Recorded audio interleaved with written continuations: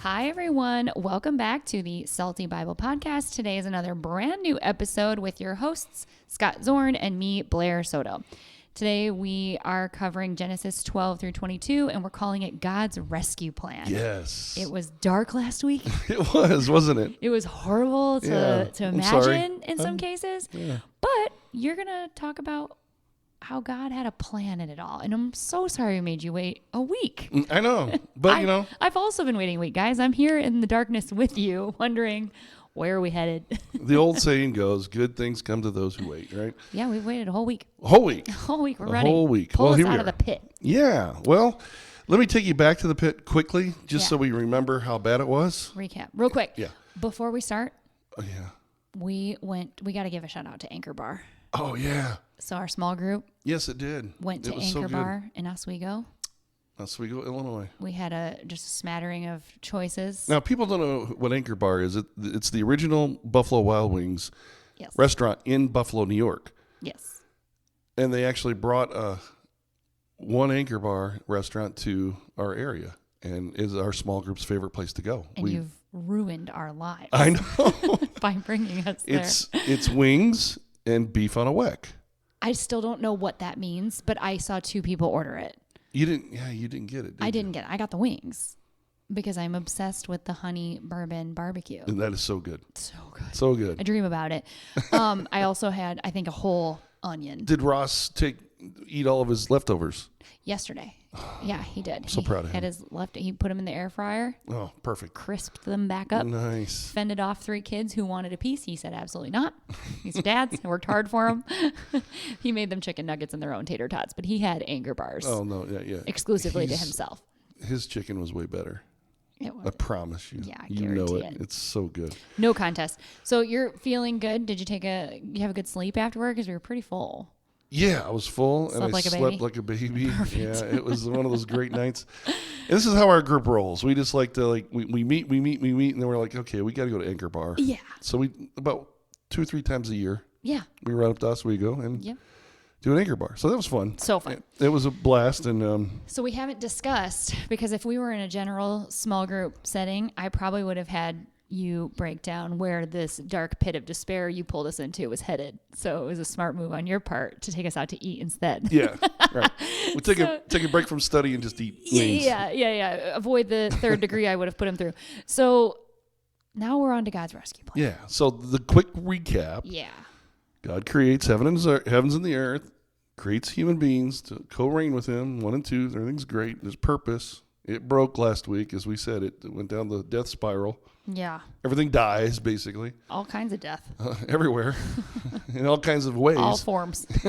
Exactly. You name it, they covered it. And at the end, because of the spiritual death of the Tower of Babel, where they're making a name for themselves, they're beating their chest and saying, look at us, we can do anything without God. Yeah. And so God scatters them. The way He scatters them is He confuses their languages. So they can't speak to one another and understand each other and keep on building towers to themselves and names for themselves. So that's how we get, Chinese language and Spanish language Different and French nations. and Italian. Yeah.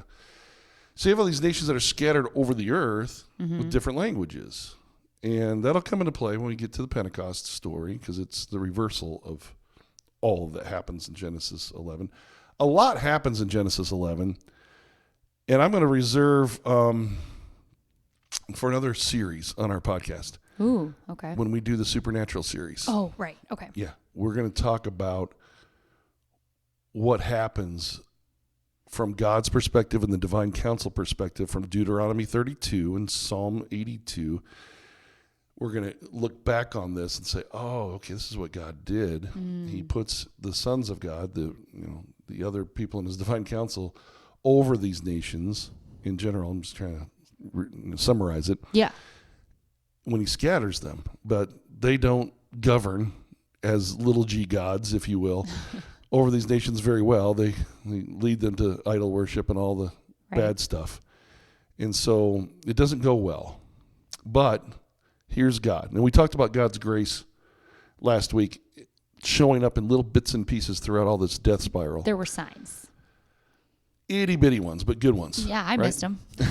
Other than Noah. Right. I missed him. Noah's a big one, but Yeah. Enoch, not so big. Sure. So we went through those little signs of grace. Well, this is the biggest one because just as soon as God scatters everybody and scatters the nations across the earth, he says, I want to put into motion this rescue plan to go after those nations. Like he immediately desires to have them back into fellowship, back into relationship with him. When he's in charge, things are good. When they're in charge, things are bad. He doesn't want to punish them any longer than necessary. No. And, sometimes it takes discipline to get you back on track. Sure. You ever had that, growing up? My whole life. Yeah. Like, I remember my dad telling me this. It's kind of funny. I get in trouble, I was little. And in our household, spankings were okay. Sure. They worked. Different times. They got me. Well, they don't have to be different times. Grab your attention. It got my attention. Yeah. And, of course, Dad would always say this is going to hurt me more than it's going to hurt you. And I'm like, how can that be? I heard that a few times. That's not possible, right? Yeah. So, but punishment can be a blessing. Like Sure. he punishes with this scattering, but he wants to turn it into a blessing. And you have to kind of trust the Father's discipline. Okay. In what he is desiring for his creation. This is early on. We're still in Genesis, so this kind of early on feel for humanity and the relationship with God as it goes back and forth. But in the long run, God's just wanting to bless his people. Yeah. Well, a lot of them rebelled and were scattered, so he's got to go after them. He scatters them and immediately says, I'm going to put a plan in place to bring them back to me. And here's how it goes. It's kind of like a movie where you have the hero. Okay. And then, of course, all good hero movies have conflict, right? Yeah. They have to overcome conflict. A villain, something comes in. Asteroid flying toward the earth. I'm so looking forward to watching Mission Impossible, The Final Reckoning. It's going to be a great movie. I don't see how it couldn't be. I know. It's got to be good. But I know it's going to, and by the time this podcast is released, it'll be in theaters. Yeah. And so everybody's going to say, yeah, it was great, and I will probably say that too. Sure. But I know already because I've watched all the Mission Impossible movies, and I'll watch them all again before I go to this one. There's always like, okay, Tom Cruise is our hero, Ethan Hunt. Yeah. But he's going to face all kinds of obstacles to get to the end goal, right? This is going to be this constant push. That's the theme. Yeah. That is what we're talking about today. Okay. In Genesis 12 to 22, just this God's rescue plan. He's got his hero, Abraham. Okay. He's going to go after the nations that he just scattered. And then it's a great move from Genesis 11 to 12. I scatter them. Now I'm going to go after them. And here's how it begins. And my dad would say this, and I agree with him. Of course I would. Why wouldn't you? These 3 verses in Genesis are the most important verses in the whole Bible. Okay. Period. Listen up, everybody. I've said this before to many different students and people in churches. If you can, teeter-totters. Yeah. Okay. If you could put the fulcrum or the middle of the teeter-totter in Scripture, one side of it, this side, and then the rest of the Scripture on the other side. Like the before and the after. This is the pivotal point. Okay. So Genesis 1 through 11 is all of one side of a teeter-totter. Genesis 12 to the end of the Bible is the other side. Because this is the rescue operation. This is God going into motion. So it says in Genesis 12, the Lord had said to Abram, leave your country, your people, and your father's household, and go to the land I will show you. I will make you into a great nation, and I will bless you. I will make your name great, and you will be a blessing. I will bless those who bless you, and whoever curses you, I will curse. And all peoples, there it is, all nations. It's really what that says. On earth will be blessed through you. All the nations, he could have said it this way, all the nations I just scattered with confused languages. Right. All of those people. All of them. Will be blessed through you. Wow. Well, that is Abraham language, and that takes us all the way to Jesus language. It takes us to church language. We are a part of this grand narrative of blessing. Mm-hmm. He's blessing the world through Abraham, which means he's going to bless the world through Jesus. He's going to bless the world through the church. This is why we exist. Yeah. That's why this is like the most important 3 verses in the Bible. Yeah, he's laying it all out for Abraham. Yeah, the He's blueprint. Like, yeah, quite literally. This is the blueprint. Yeah. And it's a beautiful passage. Yeah. So I want to break it down and then move into more technical language. I know I said... I'll be here to keep him humble, everybody. No. Yeah, right, exactly. I just know that we said we're not getting into the weeds. You also did promise we'd get into it a little bit this week. You giving me that. Yeah. Good. I'm begging for it. Because we're going to get into a little bit of the weeds today. A little bit. I enjoy a little bit of the weeds. Okay, then we'll pull back up again. Yeah. We'll pull the We don't helicopter. want to get lost in them.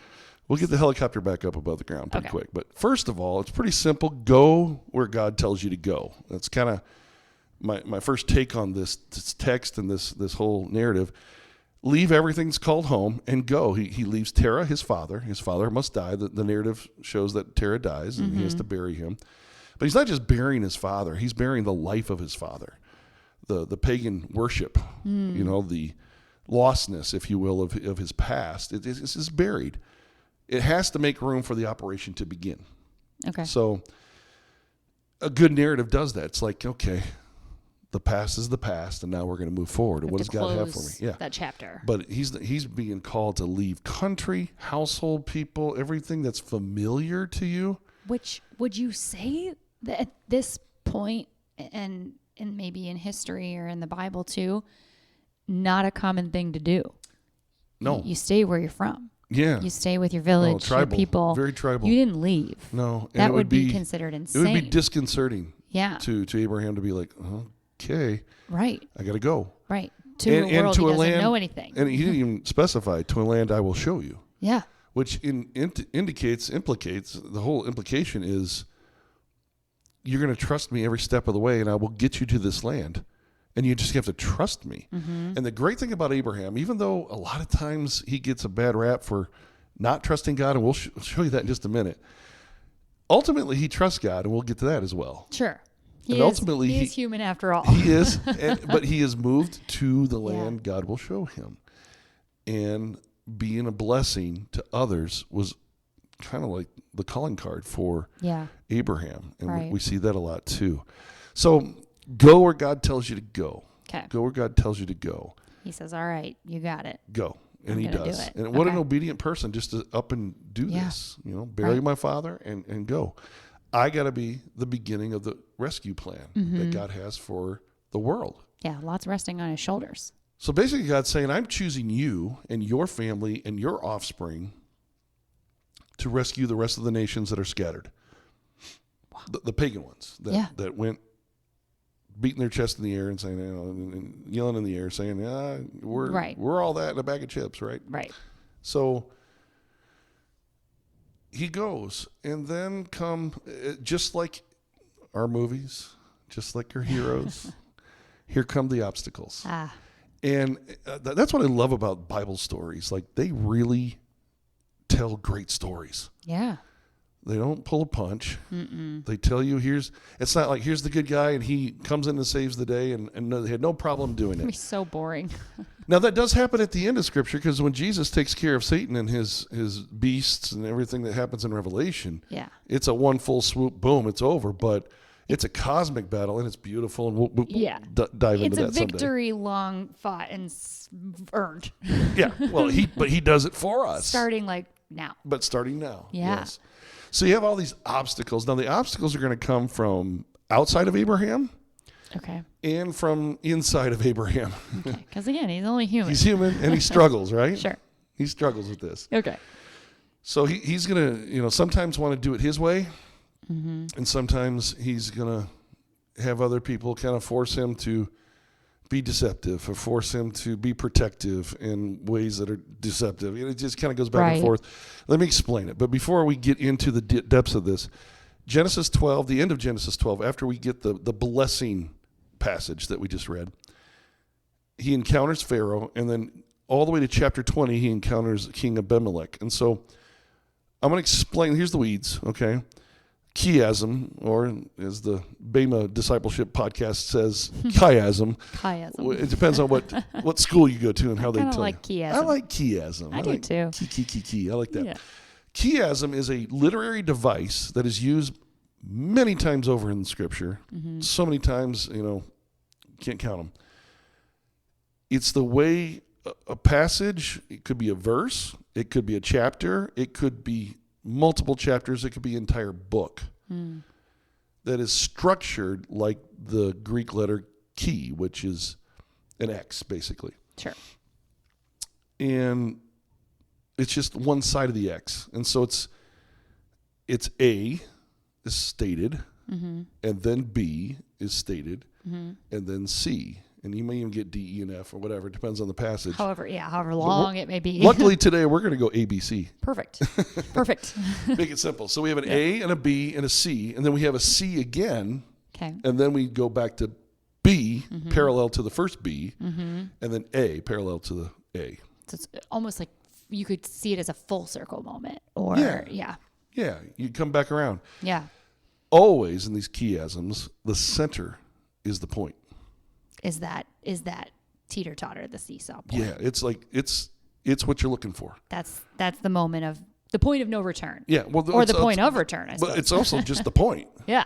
Okay. It's just the point. Yeah. Like this is what God's trying to teach you in this chiasm. It's in the middle. Okay. So I just want to get that structure out there for people. The visual is there. Yes. Got it.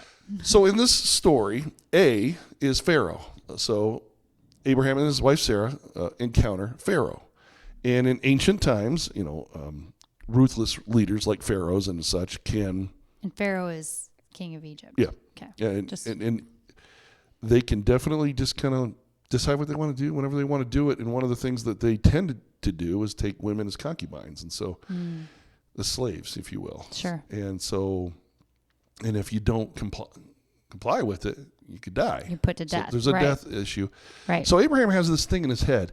God has blessed me, and he's going to bless all the nations through me. So I'm going to make an assumption, Abraham says, that me and Sarah are going to have babies.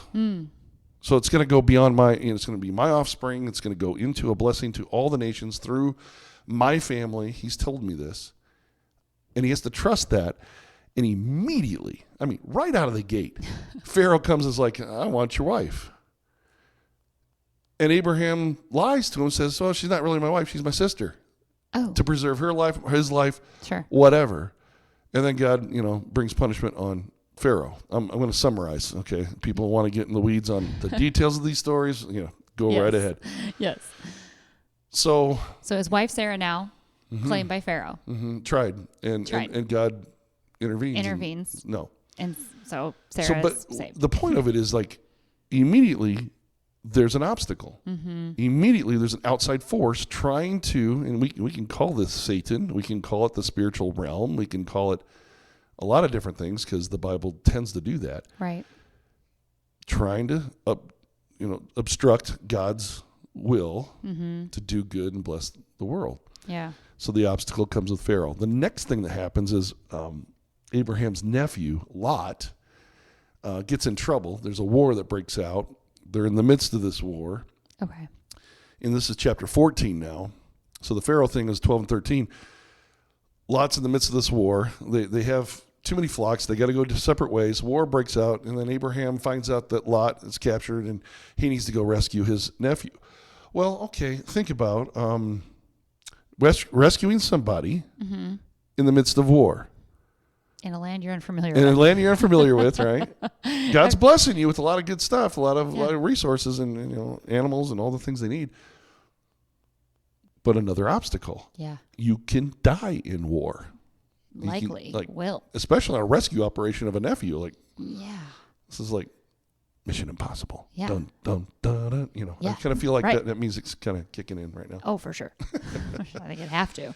So Abraham's going in, and so another obstacle, like Abraham's life's in danger, just like it was with Pharaoh. Now it's in danger with Lot in chapter 14. I'm going to skip C and C, if you don't mind. Okay. We're not talking about Music Factory. Okay. C and C, we're just going to leave it. Never mind. B, Lot, it happens again in B. Later in chapters 18 and 19, Lot again is rescued from Sodom and Gomorrah when God is striking down Sodom and Gomorrah for their evil that has reached his ears and sight And the three visitors from heaven basically come and tell Abraham it's going to happen. Okay. Abraham pleads for them, but there's no righteous person. But let me get my nephew Lot out of there. Lot seems to find himself in a lot of trouble. He's a troublemaker. Keep this kid at home. Or at least home. he finds trouble, yes. Oh my gosh. So Abraham's got to go in again and get Lot. So B and B is the parallel, right? You got to think about, like, he's probably so annoyed. Yeah. Yeah. It's like, this kid again? And then Lot's wife looks back. She turns to a pillar of salt because she wasn't supposed to look back. That's right. Like, look and say, oh, I wish we could live there anymore. But no, they're not living there anymore. So he rescues Lot a second time. Okay. That's 18 and 19. And then we go to chapter 20, King Abimelech. Same story as Pharaoh, just a different king. He wants Sarah. Oh, she's my sister. And he says the same deception, lie, and everything. Yeah. He brings plagues on Abimelech's family and his household or whatever, and he has to release him. Why didn't you tell me the truth? All that happens. So you have parallel chapter 12 Pharaoh, parallel chapter 20 Abimelech, A and A. Lot rescued in the midst of the war, chapter 14. Lot rescued from Sodom and Gomorrah, chapter 18 and 19. That's the structure. What we're really pivoting to is this middle, C and C. Yeah, the sandwich in the middle between Lot being taken twice. Yes. There's two events that really imitate each other. They imitate each other and they tell the story. Okay. So Abraham's realizing, well, I'm not having babies with Sarah. She seems to be barren. I've known plenty of people who've struggled with that. I think we both do know people with that, and it's hard. Very. But it's also hard when God promised me to be a blessing to all the nations. That means I'm going to have children, but it's not happening. Right. So what do? You take matters into your own hands and you say, okay, my servant Eliezer, I'm going to make him my heir. He's going to be the heir apparent, and he just forces God's hand. Basically tells God, Eliezer's the guy. And then God comes to Abraham and says, no. He's not. He's not the guy. It's cute, though.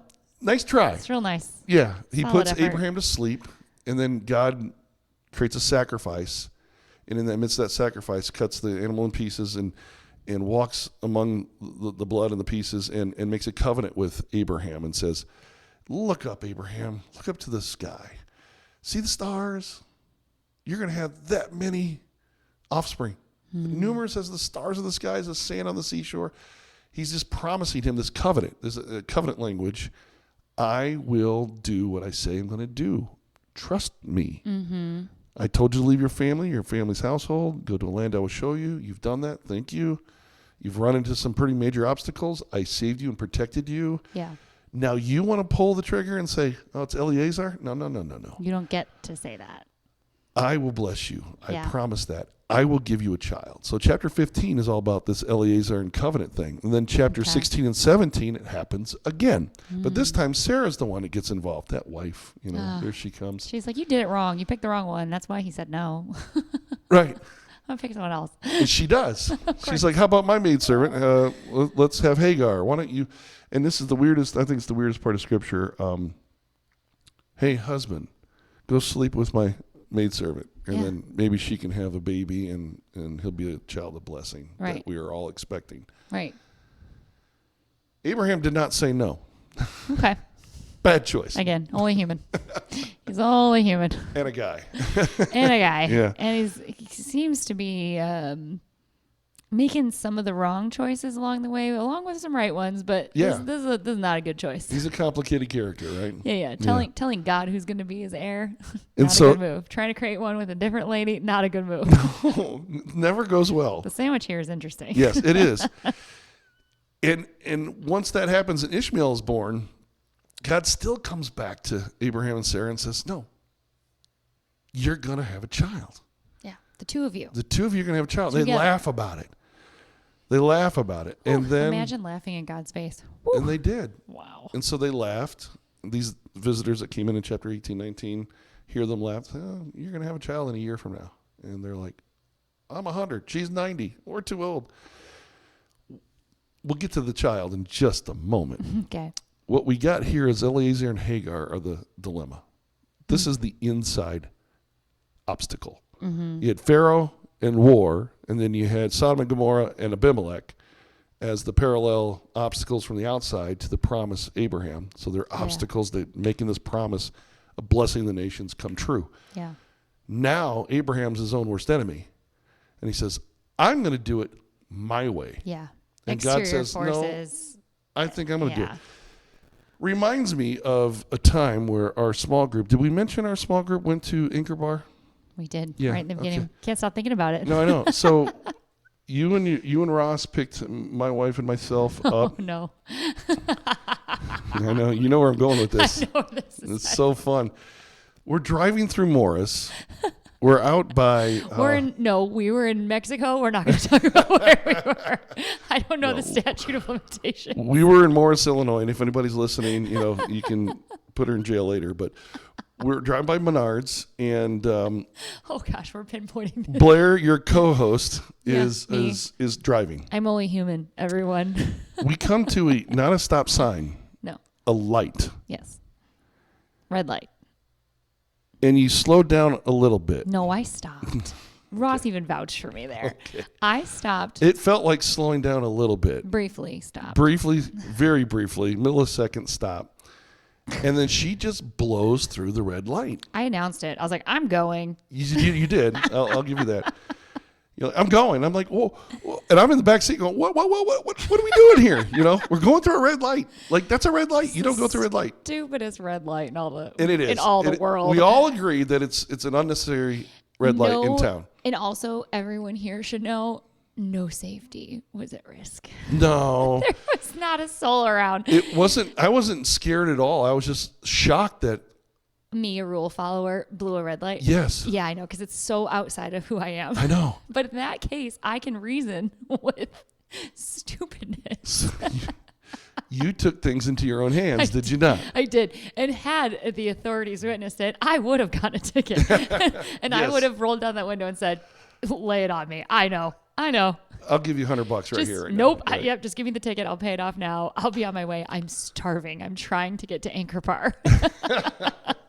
Who doesn't? wanna My get blood there? sugar was low. I'm sure of it. Yeah. I just needed to get to the food. I Right. couldn't be stopped. So I told you that plays in really well with this story. You did, but you didn't say how. I didn't say how. I got it now.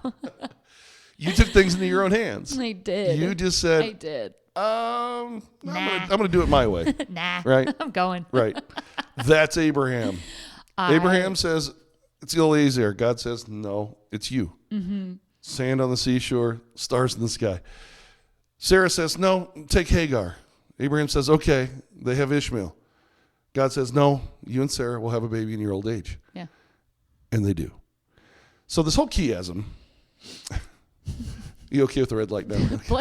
Blair says red light. She says no, go. And the law says it's still against the law. You can't get away from that. I can't. No. I just need to follow the rules. Yes, you should. It's better for I do like rules. I like following them, like a structure and a plan. But in this case, it just was dumb. I get it. Well, you're learning the lesson of Abraham.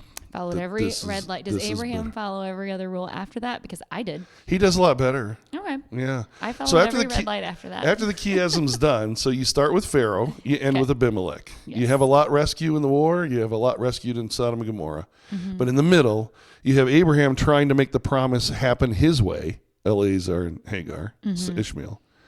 And God's in the middle saying, nope, it's going to be the way I told you. I will bless you. You will be a blessing. You and Sarah will have a child of blessing. Patience. That covenant in chapters 15, 16, and 17 is the center of the chiasm. Mm-hmm. That is the first covenant God makes. Wow. And it's a big one. That's huge. Yeah. So that becomes very, very important in the story. And not only, the beginning of the story, you're going to be the rescue operation, but also, trust me, you're going to be the rescue operation. Yeah, right. Even though you don't think it's happening because you're not having a baby, you will. And of course, the story goes, they end up having a baby in their old age, at age 190. I mean, can you imagine? No, I don't want to. I'm not even going to entertain it. Nope. I can't imagine being 190 years old. It's amazing. It's just amazing. Struggling at 34 with these kids. I can't imagine. And the funny thing is, Abraham and Sarah laugh about it, and God says you're going to name him Isaac. Well, Isaac in Hebrew means laughter. Oh, Oh, Yeah. I didn't know that. Yeah. Oh, that's nice. So Isaac is laughter. And so imagine having a child called Laughter. You know, what's funny is I have mentioned in like just trying to keep things light in the thick of parenting. Like I've said and this will be out of context a bit, but I have said before, like, I feel like God's personal joke in some certain cases. I'll get into that another day, but there's been times where I've said that. And it's funny how God called it Isaac, and it's laughter, and it's God's personal joke, but a blessing and a miracle to all of us because this was the rescue mission. I'm going to tell you what your parallel is. Okay. You had Henry. I had Henry. Yeah. That dear 6-year-old child. Yeah. We should have named him Isaac. He should have been Isaac. There's still time. He's a laugh a minute. Ooh, laugh a minute. Yeah. But he's you. Yeah, right. And he's, that's the problem. That's God's personal sense of humor toward you. Yes. I think Isaac's the kind of personal sense of humor of God toward Abraham and Sarah, but also just this incredible promise. Yeah. I will make you a blessing to the world. Through your offspring, all nations will be blessed. Yes, you will have offspring. You can try all you want to skirt it. Yeah. You can try all you want to get around it. It's inevitable. You will be a blessing. Yeah. Trust me. So this is a whole story of trusting God, the covenant of God, the promises of God, the faithfulness of God. The blind faithfulness. Yeah.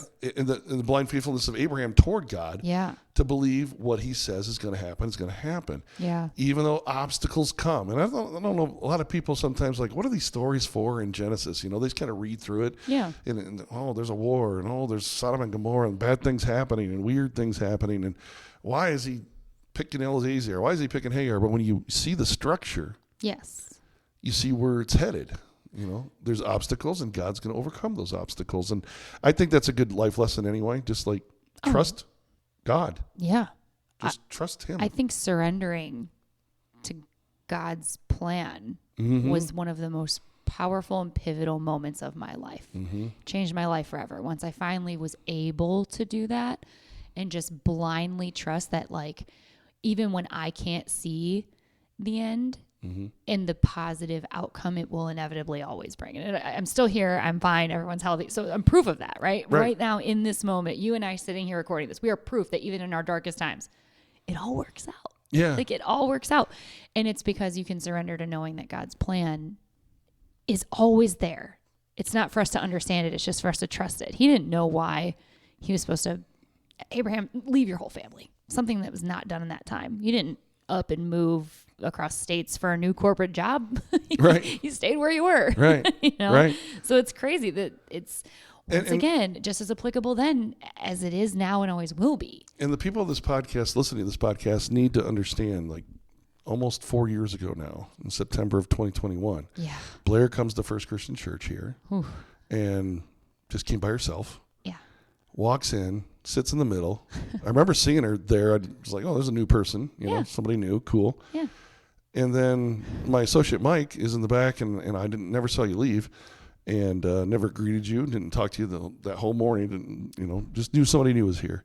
And Mike's like, yeah, that lady walked out of here. She was bawling her eyes out. And I'm like, sobbing. I was like, oh, I didn't think it was a very emotional service, It didn't feel like it was. It was for me. But you understand the journey. You understand the obstacles. You understand leaving some of the past behind. Yes. You understand trusting God more and more. Yeah. How important that is, and how faithful God has been to you, to your family, to your husband, to your kids. Gosh. Yeah, at every turn. At every turn, you're understanding that more. And that's what's so amazing about your story is I just appreciate your story because I've watched you go from, I don't know anything. Which I really and still you don't. really said that. You do. You know more. Well, I know more now, but you've absorbed that and trusted God in the process, and that's a great story. Yeah, it's a great story. Yeah, and it's not a unique story. I think my version of it is unique, but I think we see that story play out all the time. Our small group in specific, we all come from a previous background of Christianity that believes in other things, and we were kind of taught a different way, and it just didn't feel like this. It didn't feel like surrender. It didn't feel like trust. It didn't feel like a relationship.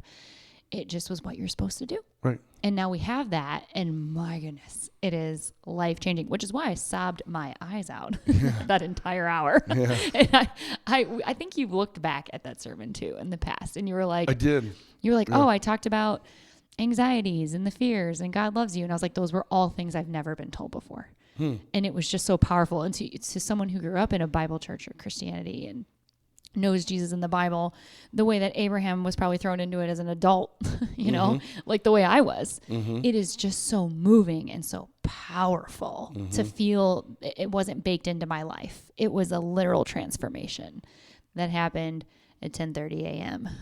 on a September day. What was pretty cool about it, though, was exactly a year later, we had our whole small group, your mom, yourself, our whole small group. all were baptized that day. It was a great day. It was such a beautiful I'll day. never forget that day. It's perfect. And before we move on, I just wanted to reference something. It's small, but it's crucial and cool and awesome. Back in chapter 14 of Genesis, verse 18, talks about this blessing of Melchizedek, the priest of God, of the Most High, forever and ever. Is this when Lot is being rescued? Yes. Okay. So Lot has been taken.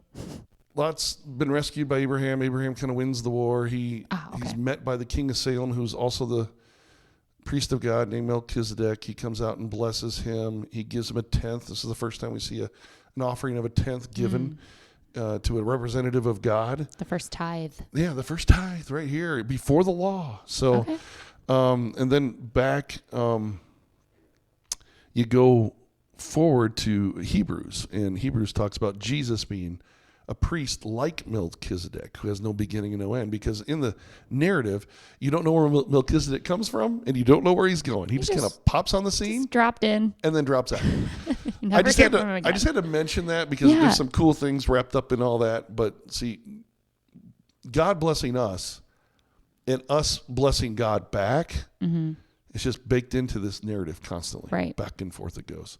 So I wanted to at least mention that. But it all moves towards this final part of this chapter, which is the segment that we're in now, Genesis 12 to 22. Yeah. And it really talks about, your life story is, trusting God more and more. And that is really it. Trusting God is crucial. Yeah. It's a total surrender. Essential. To what I think is. To the rescue plan. Yeah. It's totally essential. Yeah. And that plays itself out in Genesis 21 and 22. So we got through the chiasm. Yep. We got through the covenant language in the middle. He's proved I'm here for you. Yep. He's proved I'm going to do what I said I'm going to do. Even if you don't totally trust me yet. Yeah. I will do it. Yes. Now you have to really trust him, because then God puts him to the test. He gives him this son, Isaac, this laughter. He gives him the promised blessing child. And the next thing he does in chapter 21. Miracle baby.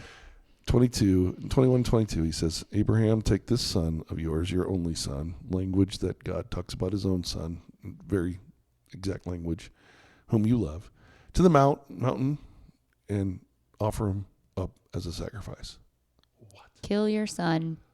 What? To save the world. It's a test. That's in a nutshell, right? Like that's what he's saying. Kill your son to save the world. Well, which is what Jesus is before. All about. Yeah, right.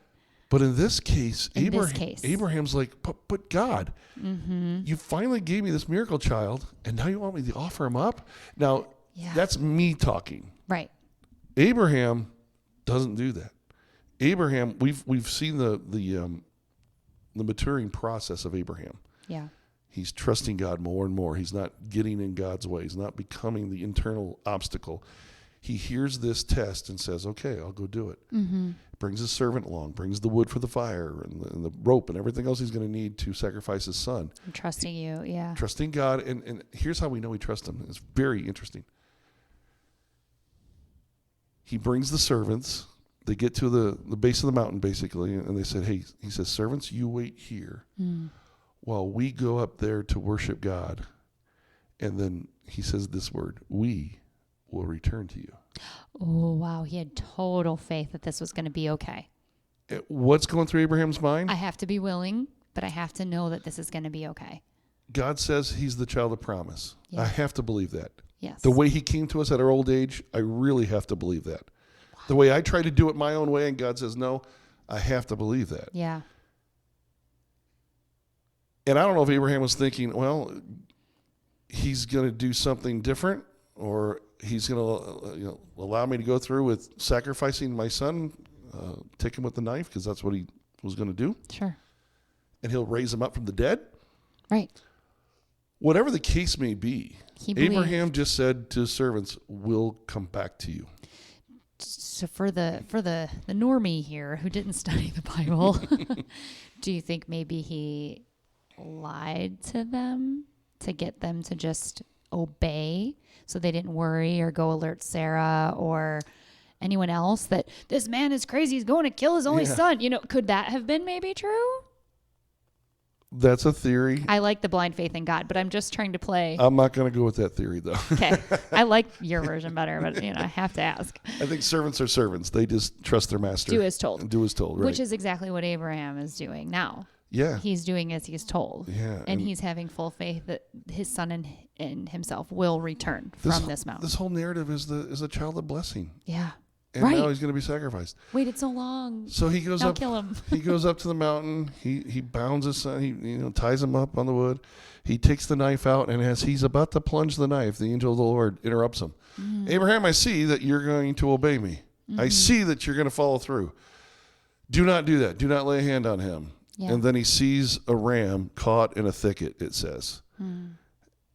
Sacrifice that instead as a sacrifice. He unties Isaac, sacrifices the ram, and then Abraham proclaims, this is the mountain of God, meaning this is the mountain that God provided a ram, provision for him. Mm-hmm. And it just seems like the rescue operation's going off the rails again. Well, right. Again.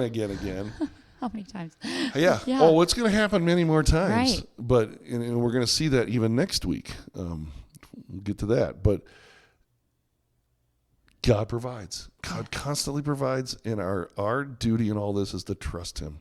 Such a loaded level of provision, too. Provided something for his family, saved his son, kept his word. I mean, there's so many ways he provided. Yeah. He reinforced his relationship with Abraham. He saved Isaac. He showed him, hey, I'm here once again. Mm-hmm. And I like the way he provided on that mountaintop was not just in the way of saving Isaac, but it was in the way of reinforcing that relationship and that blind faith, reinforcing that I'm going to provide for you. Here's provisions for your family. Here's your saved son, and you will be back down that mountain. I mean, but look at Abraham's trajectory. Whoa. Lie about my wife to protect us. Put myself in danger in war. Put myself in danger in Sodom and Gomorrah. Lie about my wife again, and I'll try to do it my way with Eliezer and with Hagar. He's just, working his way through obedience and disobedience. Right. And then when he finally gets what God has promised, and God asks him to sacrifice it, he doesn't hesitate. No. That's growth. For sure. Amazing growth. For sure. And so we may hit on Abraham's, deception and everything else a lot, but he's a good dude. Overall, he's not a perfect man. He's a good dude. He's not Jesus, but good dude. God picked him for a reason. Right. And saw him as the perfect rescue operation guy. Mm-hmm. And so he's going to kickstart all of it. He does. And he does so well. Wow. And Isaac is saved, and they come down the mountain, and eventually Sarah dies, and Abraham remarries a Keturah, and then they have more kids, and then Abraham dies. And then we get into the stories of Isaac and Jacob later, his son and grandson. But we're not going to really cover them as much in these episodes because there's too much to cover. Sure. We could go forever. They could have their own season. They really could. Yeah. But they're really Isaac and Jacob are kind of parallel repeat performances of Abraham. They do the same thing. They lie about their wives. The playbook deceive. is being replayed. In fact, Jacob's name means deceiver. So this family is not totally functional. And so you have some repeats in there, but God repeats his covenant to Isaac, and he repeats his covenant to Jacob, and there's some interesting things going on there. And there might be just one episode dedicated to Jacob wrestling with God at the river Jabbok, which is just an amazing story, but we can't get there today. So the story moves on because Abraham is obedient. He obeys God, and he's true to the covenant. So where does it leave you and me? Yeah. I think it calls you and me into the story of blessing. Mm-hmm. We are called, this is my dad's favorite phrase, So my dad is just tattooed this all over me and my family and all over his students for many, many years. We are blessed to be a blessing. Mm-hmm. God has blessed us to be a blessing. If the blessing came to Abraham to be a blessing to the nations, the blessing came to his son Jesus to be a blessing to everyone through his death, burial, and resurrection and forgiveness of sins. And the church now takes on the mission, the same mission as Jesus. He says, go to a country and I will show you, you'll be a blessing to all the nations. Jesus says similar language, go and make disciples and make disciples of all the nations. Yeah. So it's the same language. Wow. He's saying the same thing to us. We're part of this blessed to be a blessing motto for life. It's the original Great Commission that Jesus gave in Matthew 28. It really started in Genesis 12. So he blesses you and me so that we can bless others. Yeah. So there's so many ways to bless others. We teach them. We are generous to people. We're kind to people. We're showing them who Jesus is. We're going to change their life. You said it changed your life. Yeah. And then I know how cliche that sounds. It changed my life, but it did. Literally. Cliches are baked in truth. Right. They're overused, but that's because they're so powerful. And when I tell you, sitting in that chair on that Sunday, my life has forever changed. Forever changed. I've been going to church my entire life. And it was as physical and emotional as anything I've ever been through. My entire being in and of itself surrendered to God, knew he had it. My life was in a weird season of change and uncertainty. And it's been so eye-opening and life-changing, there's that phrase again, to understand that God does have me. I just have to trust what he's doing, and I have to pour into others even when I think I've got nothing left to give. Yep. Which has always proven to come back around to me in bigger ways. Oh, I'm sure it does. And it's not tangible sometimes. Right. Sometimes it's completely abstract. And, oh, my gosh, look at God showing up again because we gave that one person this one thing, and now they sent us somebody else who's got something bigger for us. And it's just this circle that keeps coming back around, and it's just God showing up every time. Just when we think we've got nothing left, no hope, no answers, no way out, a door opens, and we're like, there he is. You were blessed. And now you want to be a blessing to others. Yeah. That's the whole point. I feel compelled to be a blessing. Compelled. Which is kind of why you're doing this podcast, right? Because I didn't know any of this stuff. Well, yes. Still don't. Yes. I guess this would be my personal blessed to be a blessing endeavor. Yeah. Because I've been blessed with a father who's a scholar of the Bible and a good, loving father. I've been blessed with many, many great professors over my time in college and seminary. Blessed with a lot of authors and a lot of people that I've listened to, podcasts even that I've listened to that have given me great insight into Scripture. And I feel like I'm uniquely positioned to take the scholarly world and make it digestible for everyday person. For the person outside the Christian bubble who can digest this and be like, oh, that's so interesting. Yeah. And you're the perfect guinea pig, so to speak. Yeah, literally. of all of this. I'm like, try it out. Let's see how it goes. Lay it on me. Tell me the truth and let's see how this works. Right. Because I wanted to know and I was going to find it somewhere, and I found it that Sunday. Yeah. So we're blessed to be a blessing. We're doing what we can to bless others. It's kind of funny. As we go to church here, our worship minister is Dustin Hahn. He lives in a little town called Herscher, Illinois. Yeah. And tiny little town. At the end of every single worship service that we have here at Morris, he says, have a great day. And you are dismissed. You are dismissed. And he always says this: remember to be a blessing to someone. Every single week. Every single week. Remember to be a blessing to someone. Yep. And that is the call of Abraham. Mm-hmm. That is the call of Jesus. That is the call of the church. That's the call of the Christian. Be a blessing to someone. There's a story developing. It's waiting to be adopted by you and me. It's waiting to be shared with others in order that we can fulfill God's rescue plan, his mission, to bless the world. Mm-hmm. He's still going after the whole world. Yeah. After everybody that's walking away from God, that were confused in their languages that babble, that were trying to make a name for themselves. And many people today do the same thing. They try to make a name for themselves. Oh, yeah. our job is to be a blessing to them so they can see that it's better when God's in charge instead of when they're in charge. That's what it's all about. Truly. So that's Genesis 12 through 22, the story of Abraham, basically, and how the whole rescue mission got started, how it almost came to an end many different times, but how God continues to intervene and help move us in the right direction. Yeah. And that's just the way God works. Keeping his promises. It's amazing. Wow. It's amazing. Abraham, what a dude. He's a good dude. What a dude. Yeah, that's a pretty loaded episode of hope, huh? Yeah. Much better than the pit. I mean, you did try to Yeah. kind of bring us to the pit with this guy killing his son and everything, but I'm glad it didn't end that But way it didn't this end that time. way. The death Yeah. has been left in Yeah. episode 2. Yeah, exactly. Yeah. This didn't end in death. No. That's a good point. No, it didn't. It didn't end in death. It ended in life And hope and hope. for the future. Yes. That we saw so colossally ruined last episode. Exactly. So this is exciting. It's exciting to see that the rescue mission has now commenced. Yes. You know. And we're going to see even a bigger part of this obstacle, or the rescue mission is doomed, in our next episode, Genesis 37 to 50. Like I said, we're going to skip over 23 to 36, where Isaac and Jacob's story hits. We're going to jump into Joseph's story next time, and we'll just dive in next time. But until then, you are God's rescue plan. Mm-hmm. Be a blessing to someone. I love that. This week. Yes. All right. See you next week, everyone. Thanks for listening.